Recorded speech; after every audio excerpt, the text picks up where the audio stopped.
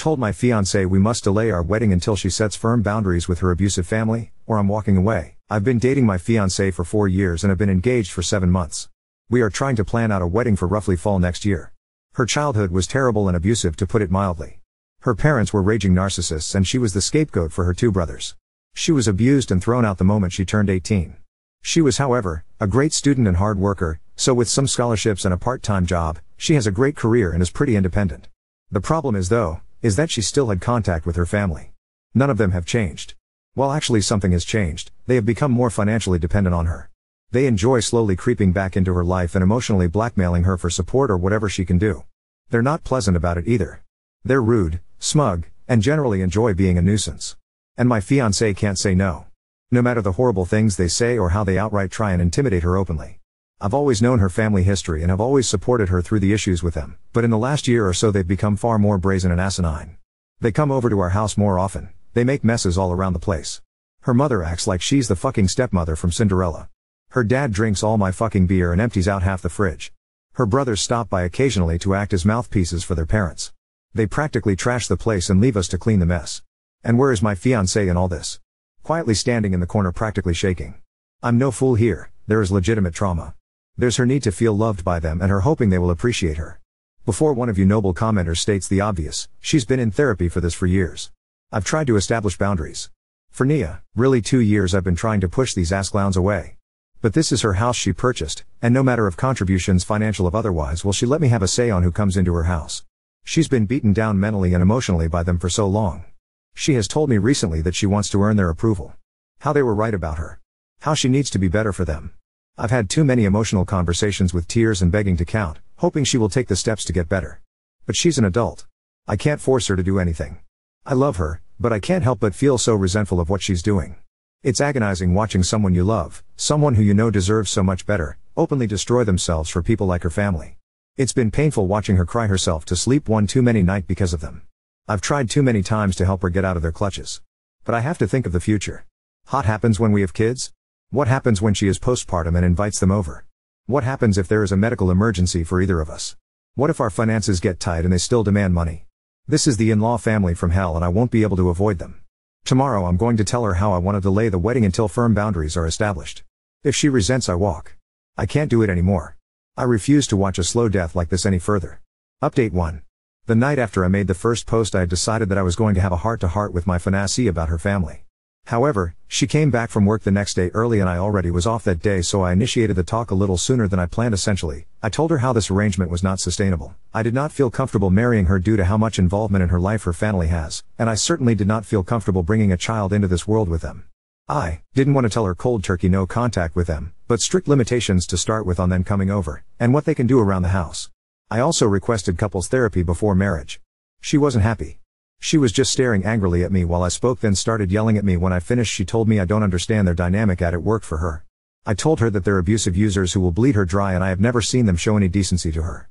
She told me she just had to work harder for them to appreciate her. I basically yelled at her that a parent's child shouldn't have to beg and plead and work for them to be loved. I finally told her that she sets limits with them or I walk. She was livid, and since I was living in her house I was kicked out.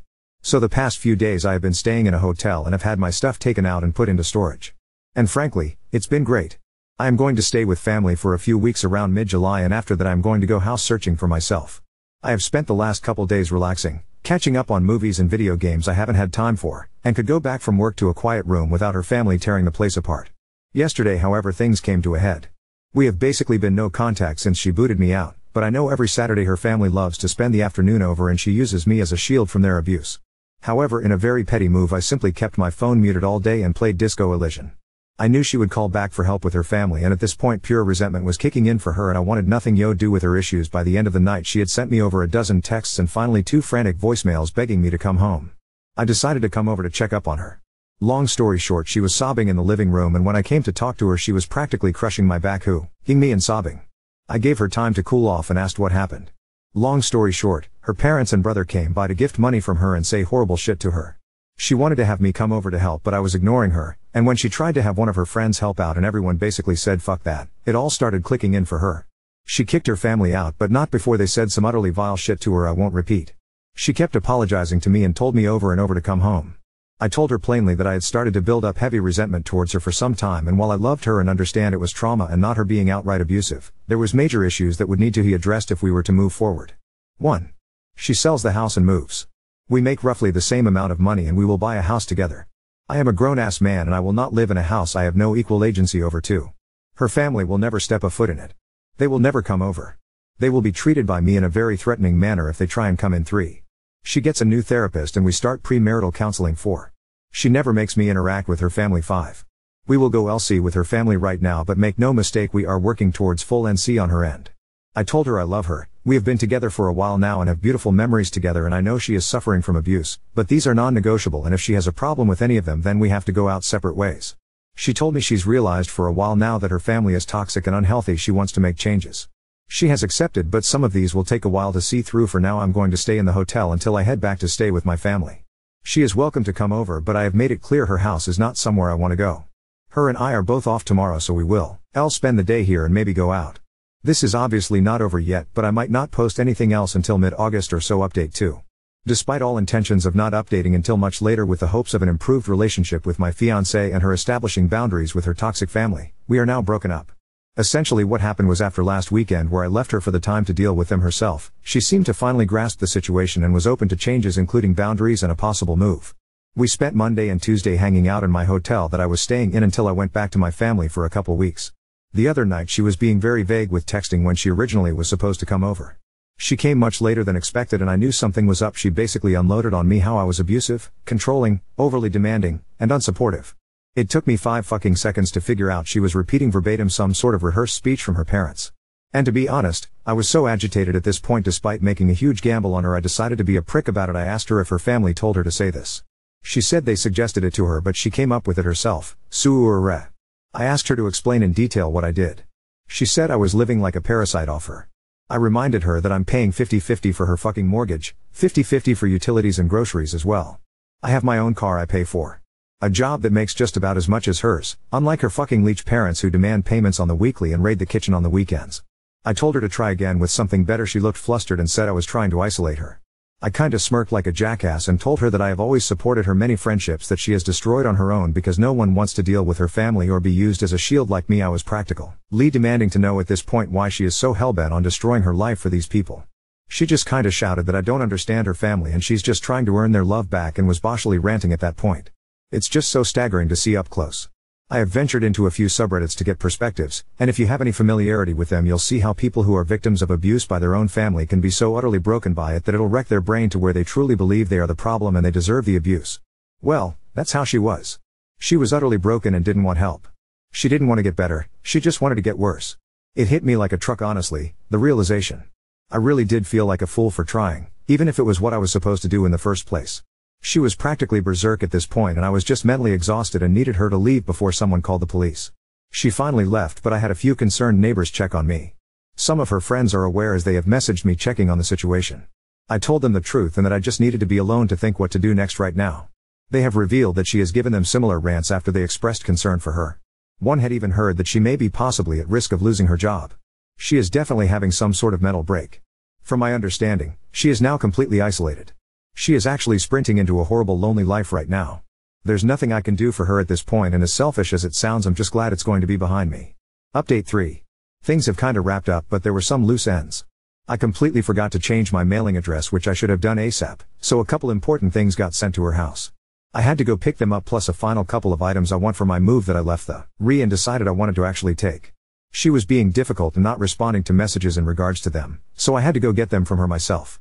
I brought a mutual friend just in case. Thankfully she was at least cooperative in letting me get my stuff, and it wasn't much of an issue. Everything else was though she had a lot of nasty things to say.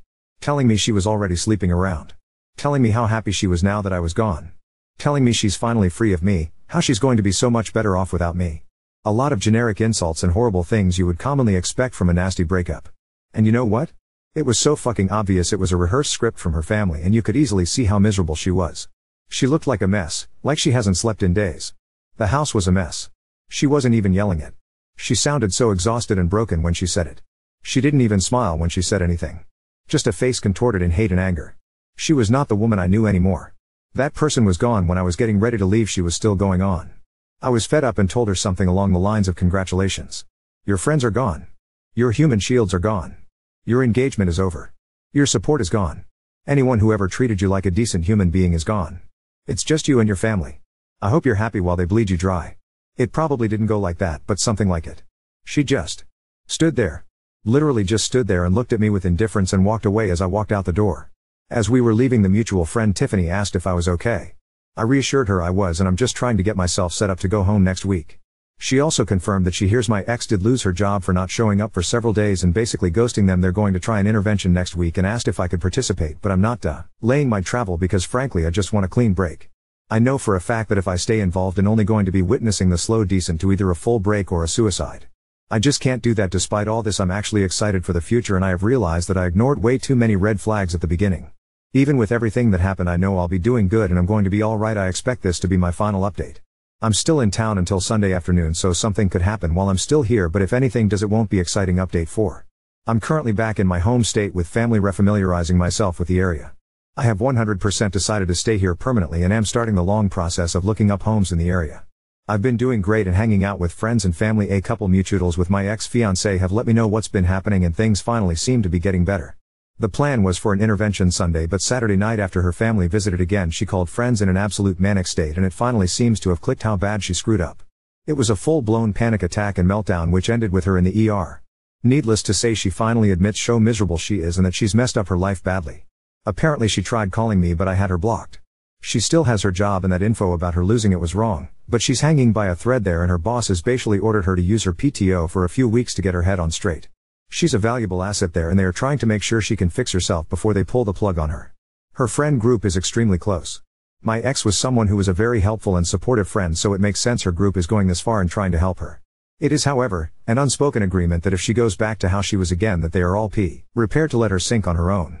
She's doing as well as can be expected. Her family has continued to heads her with calls and messages.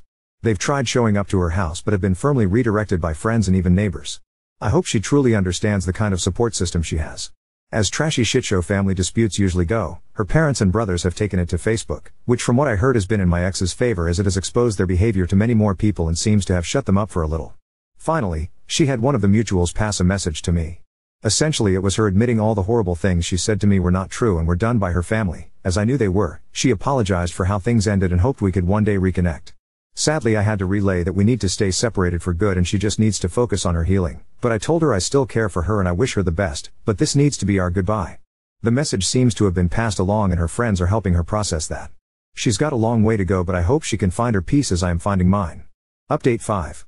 I've been doing very well since I came back home. All of my stuff made it back here and I am currently set up with my family while I house hunt.